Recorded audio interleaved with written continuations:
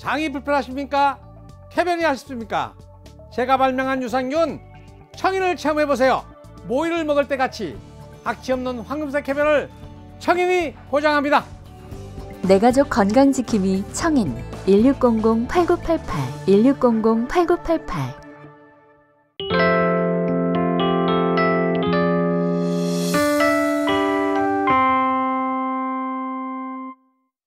우리가 조금 전에도 함께 염려에 대해서 이야기해 봤습니다. 걱정한다고 해서 해결할 수 없는 이런 염려들이 참 많은데 처음 만나볼 이분은요. 정말 염려, 정말 근심 걱정이 많았던 분이라고 하네요.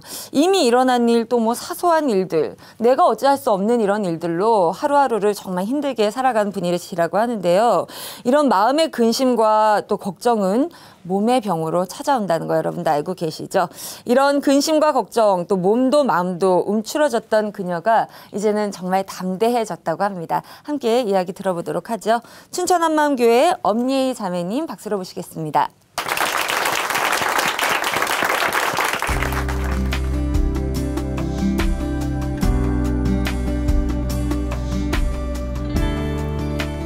안녕하세요. 춘천 한마음교회 엄예희입니다.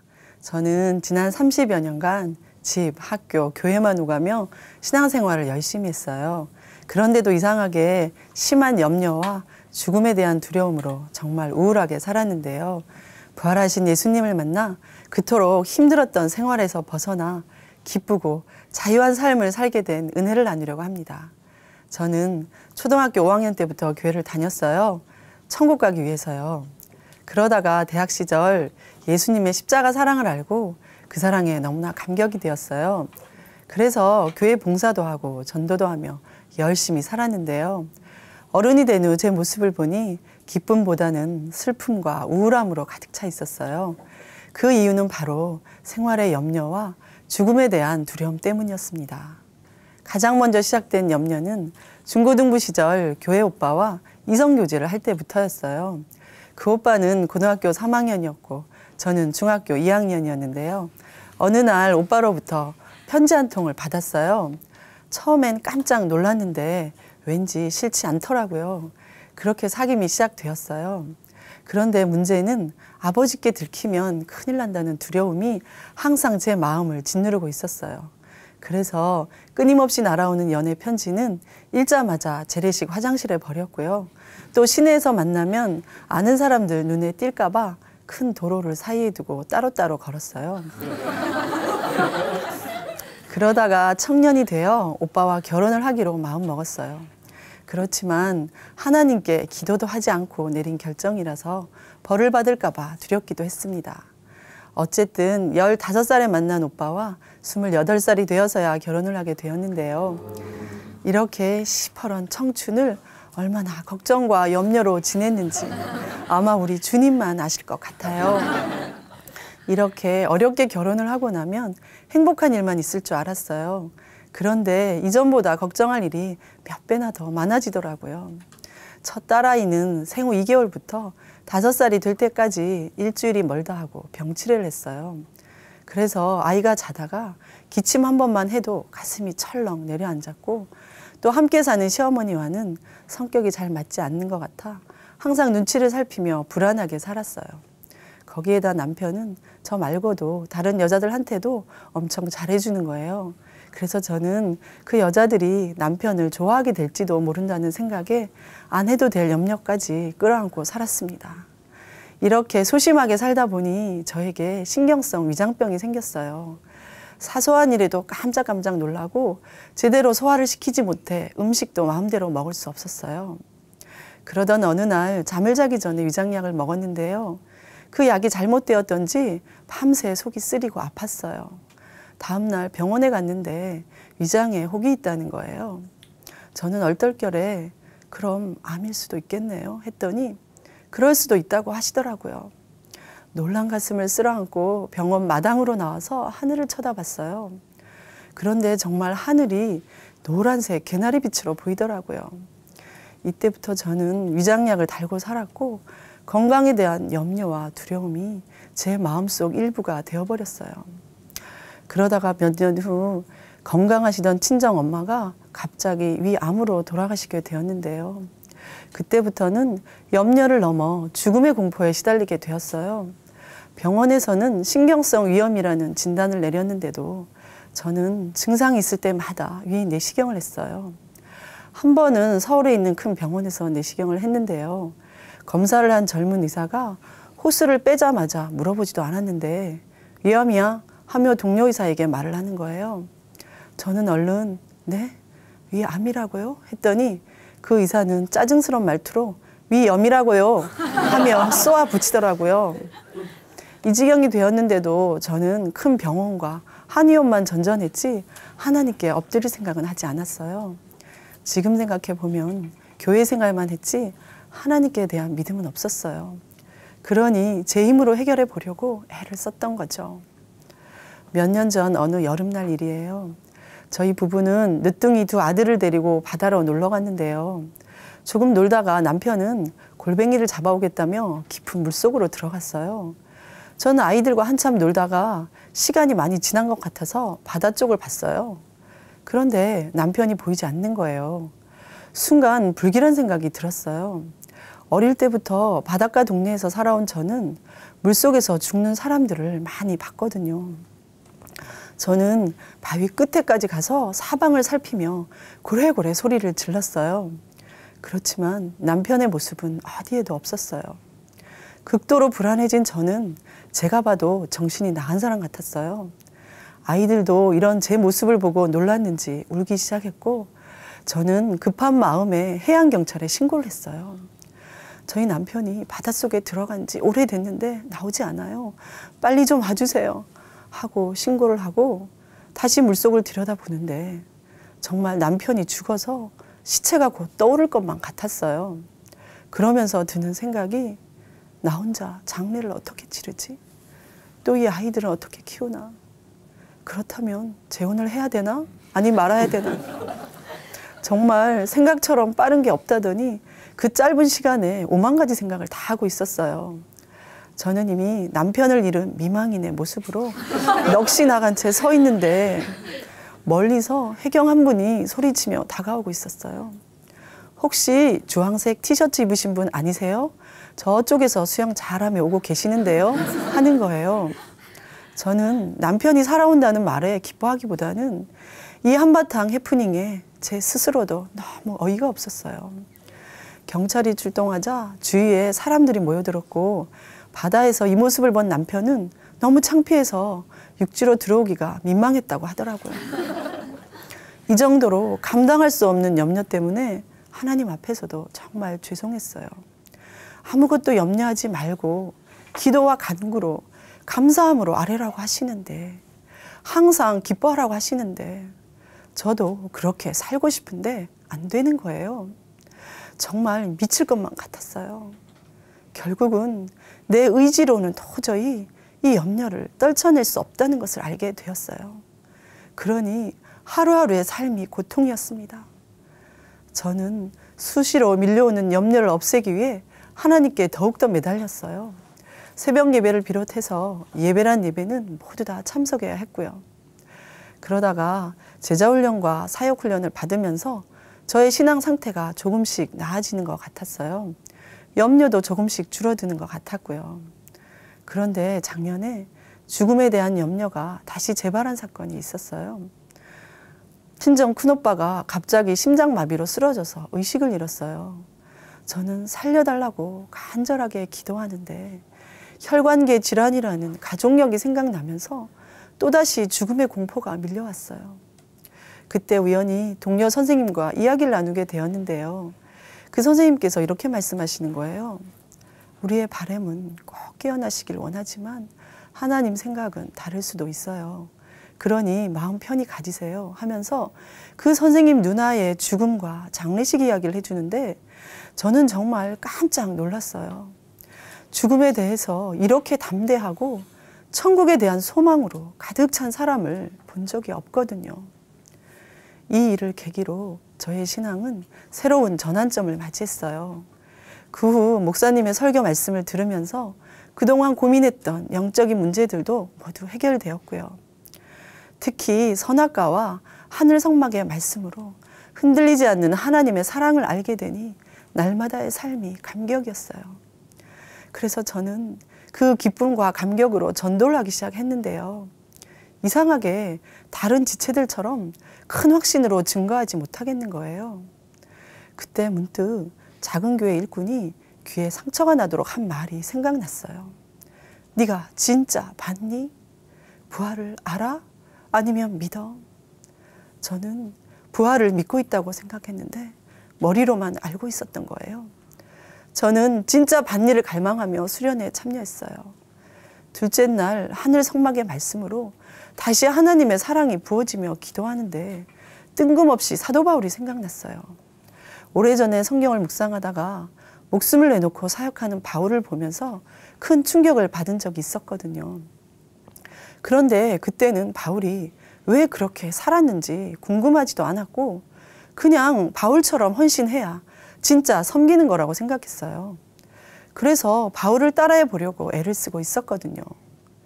그런데 기도 중에 갑자기 왜 바울이 목숨을 걸고 온 세상을 쫓아다니며 그 고생을 하고 일생을 바쳤을까? 무엇 때문에? 하는 의문이 생기기가 무섭게 그래, 부활을 봤구나. 네가 진짜 봤니?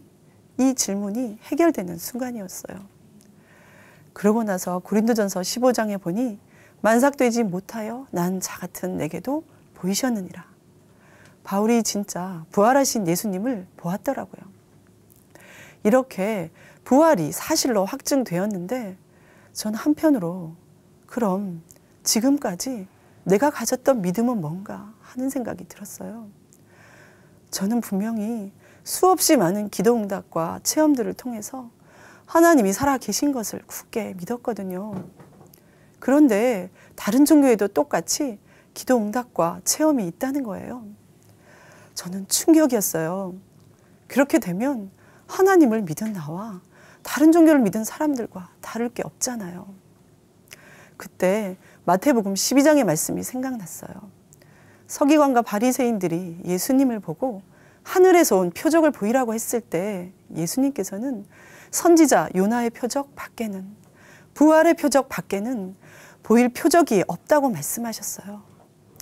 그때 저는 이 표적이야말로 이 세상 어떤 종교도 흉내낼 수 없는 것이구나. 사도행전 17장에 있는 모든 사람이 믿을 만한 증거, 역사 속에 박혀있는 이 부활이 예수님이 하나님이신 증거였구나 하는 생각이 드는 거예요. 그제서야 저는 증거를 통해 믿는 믿음이 진짜 믿음이라는 것을 알게 되었어요. 그리고 하나님께서도 오직 예수님을 통해서만 하나님을 믿을 수 있고 하나님께로 올 수 있다고 수없이 말씀해 놓으셨더라고요. 그런데 저는 그동안 보이지 않는 하나님을 아무 증거 없이 내 열심과 내 의지로 믿는다고 생각하고 있었어요. 그러니 예수님이 말씀하신 천국이 보이지 않았고 그 천국이 보이지 않으니 죽음의 공포 앞에 벌벌 떨며 살았던 거예요. 보이지 않는 하나님, 보이지 않는 천국과 지옥을 믿을 수 있게 해주는 유일한 증거가 예수님의 부활이었더라고요. 그제서야 저에게도 부활을 본 제자들처럼 모든 성경 말씀에 아멘이 되는 역사가 일어났습니다. 또 하나님께서는 제가 그토록 염려하며 살게 된 이유를 요한복음 16장의 말씀으로 알게 해주셨는데요. 죄에 대하여라 함은 저희가 나를 믿지 아니하며. 처음 이 말씀을 들었을 때 저는 속으로 이렇게 생각했어요. 저요? 저 예수님 잘 믿고 살았는데요. 어릴 때부터 지금까지 교회 울타리 한번 벗어난 적 없었고요. 또 교회 봉사에, 전도에, 헌금까지 나름대로 하나님 말씀에 순종하려고 무지 몸부림치며 살았던 거 주님 다 아시잖아요. 그런데도 하나님은 계속해서 저에게 예수님을 믿지 않았다고 하시는 거예요. 저는 간절한 마음으로 하나님께 기도했어요. 예수님을 믿지 않은 이 죄가 뭔지 알게 해달라고요. 그때 하나님께서는 저에게 이렇게 말씀해 주셨어요. 내가 내 아들을 사람으로 보냈다. 너의 죄를 해결하고 너의 주인 되어 주려고 내 아들을 내 눈앞에서 죽게 했다. 그리고 부활로 증거까지 주었다. 그런데도 너는 내 아들에 대해서는 관심이 없었다. 잘 생각해봐라. 너가 나를 위해서 한다고 했던 그 일들을, 그것은 너를 위해 한 일이지 내 아들을 믿은 게 아니다. 그것이 너의 죄다. 저는 통곡밖에 나오지 않았어요. 내가 예수님을 믿지 않았구나. 내가 예수님을 믿지 않았구나. 전능자께서 다 이루어 놓으셨는데 그 앞에서 내가 주인 되어 염려하며 살았구나. 이것이 죄였구나. 아들을 내어주신 하나님 앞에서 이 죄가 얼마나 악한지 알게 되었어요. 그리고 회개했습니다. 하나님, 제가 예수님을 믿지 않았습니다. 제가 주인 되어 염려하며 살았어요. 용서해 주세요. 예수님을 믿지 않고 평생을 염려하며 사는 저를 바라보시며 마음 아파하셨을 하나님을 생각하니 눈물밖에 나오지 않았어요. 그리고 고백하게 되었습니다. 이제 다시는 나를 위해 살지 않고 오직 내 죄를 대신해 죽었다가 다시 사신 예수님을 위해 살겠다고요. 이렇게 부활을 통해서 예수님이 하나님인 것이 알아지니 저에게 많은 변화가 있었어요. 전에는 예수님이 성경책 속에만 계시는 것 같았는데요. 이제는 그 예수님이 내가 살고 있는 이 지구에 사람으로 오셨다 가신 것이 실제가 되더라고요. 그러니 그렇게 맡기려고 해도 안 되던 염려가 너희 염려를 다 주께 맡겨버리라는 말씀에 아멘이 되면서 저절로 맡겨지는 거예요. 전에는 염려가 한번 들어오면 오랜 시간 꼼짝없이 당하고만 있었는데요. 이제는 단번에 끝내버려요.